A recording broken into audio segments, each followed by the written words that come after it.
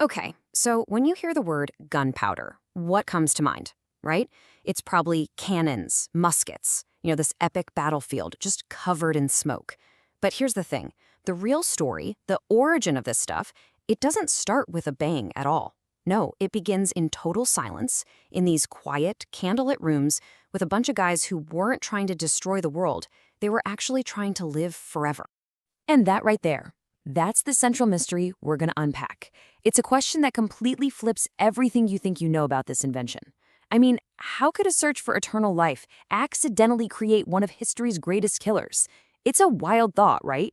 To figure this out, we have to dig into a really fascinating contradiction. So, for hundreds of years, the real origin of gunpowder was kind of shrouded in mystery, myths and secret recipes. But the absolute truth? It was never ever meant for war. Its creation was a total accident, a byproduct of this really pure spiritual quest that backfired in, well, maybe the most spectacular way in all of human history. This is it. This is the heart of the whole thing. You've got this deeply spiritual mission to live forever on one hand, and on the other, you've got this brutally efficient tool for ending life. So you see, to really get what gunpowder is all about, we can't start with the battlefield. We have to go way back to that quest for immortality. All right, let's jump in our time machine. We're going back more than 1,000 years to Tang Dynasty China. We're talking the 8th and 9th centuries here. And this place, it was absolutely electric with knowledge, with curiosity. It was a time when thinkers and experimenters were really pushing the envelope, trying to figure out the secrets of the universe. Now, at the center of all this intellectual energy was Taoism. It's a philosophy all about finding balance and harmony with the universe, with what they called the Tao. But a certain group of Taoist alchemists, and get this, they were often funded by emperors who were desperate to live forever. They took this whole idea a radical step further. They weren't just looking for harmony anymore. Nope, they were literally trying to cheat death. So what were they mixing up in their labs? Things like mercury, arsenic, sulfur. Yeah. And they weren't picking these because of their chemical properties like a modern scientist would. Not at all. They were chosen for what they symbolized, for their supposed connection to cosmic forces. And as you can probably guess, safety was definitely not the top priority here. Okay, really try to picture this. You've got a devoted Taoist alchemist, hunched over his work in a dimly lit lab. The air is thick with the smell of incense and strange chemicals, and he's surrounded by these ancient scrolls. But they're not filled with formulas. They're filled with metaphors, dragons, phoenixes, celestial fires. You've got to understand, this wasn't just science to them. It was a sacred ritual. So he's carefully following the steps, right?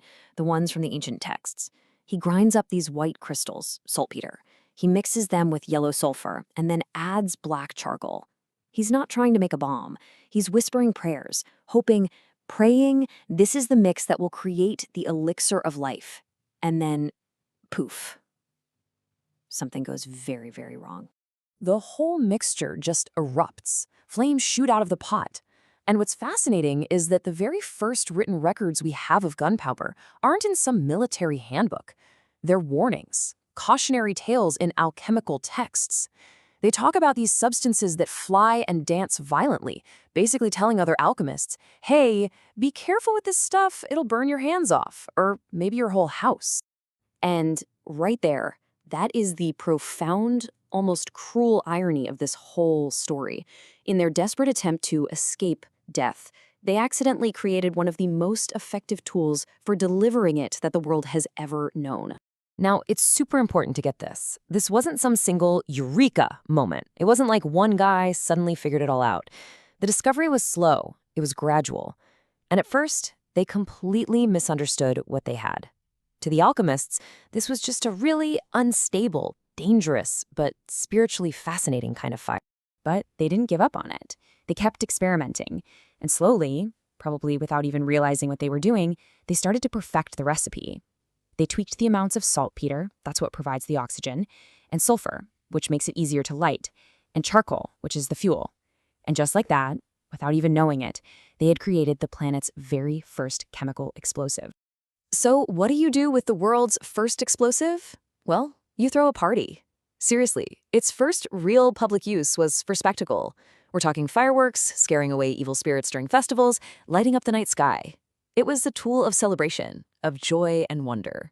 But, yeah, that innocent phase wasn't going to last long. Because, in a world full of conflict and war, it was only a matter of time before someone asked the one question that changed everything. The first weapons were really primitive, stuff like fire lances, basically just bamboo tubes that shot out flames. But they proved a terrifying point. Fear itself is a powerful weapon. And once that idea took hold, well, there was no turning back. You just can't keep a secret this big. It was inevitable. The knowledge of how to make this fire drug, which is what they called it, started to spread beyond the borders of China. And you can actually trace its journey across the globe. The idea traveled along the famous Silk Road, reaching the Islamic world, where brilliant scholars actually refined it and made it better. From there, it eventually made its way into Europe. And in Europe, it met its perfect partner, advanced metalworking. Suddenly, you could put all that chemical power inside a tube of iron. The result? It was absolutely world-shattering. Gunpowder didn't just change how battles were fought, it completely upended society itself. Think about it. Castle walls that had been invincible for centuries, they could now be turned to rubble in a matter of hours. The knight in shining armor, the very symbol of that age, suddenly obsolete. The entire feudal system started to tremble and then collapse. But let's go back to the beginning, because this is the really haunting part. Those Taoist alchemists who kicked off this whole chain reaction, they never wanted any of this to happen. That was never the goal. Their dream was something completely different. I mean, just look at the massive gap between what they wanted and what they got. Their goal was to transcend the physical body, to find perfect harmony with the universe. And what they actually created was a tool designed to shatter the body, an instrument for pure domination. And that brings us to the final, quiet tragedy of it all. The alchemists, they failed. A lot of them actually died from poisoning, drinking the very elixirs they thought would save them. Today, they're pretty much forgotten. But their mistake? Oh, their mistake succeeded in ways they could never have imagined. In a way, it found the immortality they were searching for, outliving them all and echoing down through history. So what's the big takeaway here? It might just be this. What if the modern age, our world of powerful nations and incredible technology, didn't begin with some grand philosophy or a huge revolution? What if it all started with a failed experiment? An accident made by a handful of men who, in being so completely, totally wrong about how to live forever, ended up changing the world for everyone who came after.